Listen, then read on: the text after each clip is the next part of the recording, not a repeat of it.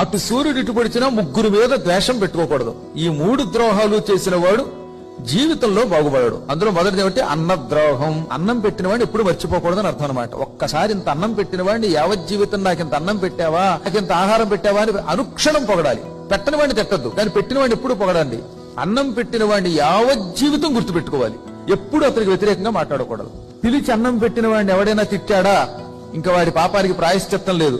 1,00,000 జన్మల పాటు ముష్టివాడై అన్నం లేకుండా అలమటించిపోయి ఎంగిలోకులు వెతుక్కు తింటట అన్నద్రోహం చేసినవాడు.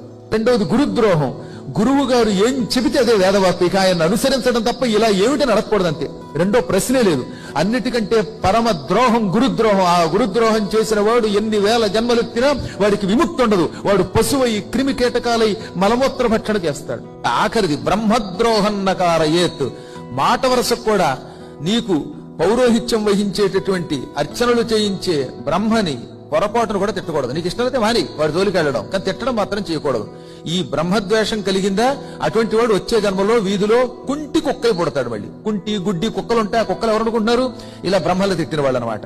ఈ అన్నం పెట్టేవాడు, గురువు మరియు బ్రహ్మ, ఈ ముగ్గురు తల్లిదండ్రుల రూపంలో ఉంటారు.